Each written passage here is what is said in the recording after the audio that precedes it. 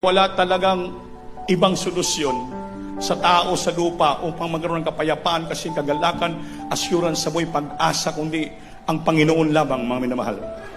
Tayo, napakaswerte tayo na dito na tayo sa totoong iglesia, totoong Diyos paglilingkod, pagpatuloy na lang natin. Bakit? Yung inahanap ng mga tao sa libutan, hindi nila naghanap ng solusyon sa mga heartbreaking problem, mga wasak at tahanan, walang peace of mind, joy. Dito po, nasumpungan natin, pinagpala natin, pinalaya niya tayo. Ano pang hanapin natin? Kaya tayo magpatuloy na lang maglingkod sa Panginoon, maging tapat, maging sincero, sundin natin kalooban ng Diyos, suporta sa gawain, sundin natin kalooban tayo ng magpapalain ng Diyos. Wala na. Yung ibang tao naghahanap pa. Is seeking peace. Tayo natagpuan na natin yung peace. Our Jesus is the key Prince of Peace. Nandito na sa puso natin, wala tayong dapat hanapin pa. Kung tatalikod pa tayo, hihinto pa tayo, saan pa tayo maghanap? Wala na tayong mahanap. Nandito na, yung nakatago na kayamanan, nandito na sa akin. Tagpuan na natin ang ating Panginoon. He is the hidden treasure.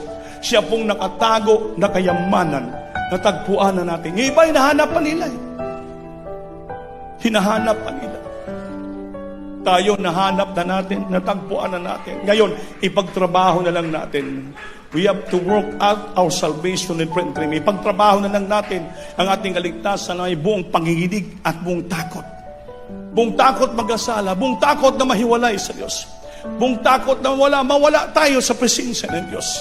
Manginig tayo palagi sa paglingkod sa Diyos. Fear and trembling. Madama natin presensya ng Diyos. Sa bawat gawin natin, manginig tayo nga baka mawala ako sa Diyos, baka magkasala ako, hindi ko masunod ang kanyang kalooban. Bantayan natin yan. Awakan natin itong kayamanan nandito na sa atin. Itong hinahanap ng mga tao sa buong daigdig, hindi natagpuan. Dito sila dinala ng Diyos sa buong katotohanan. Ng Diyos natin ito buhay na pinaglingkuran. Palakpakan po natin ang Diyos, mga minamahal.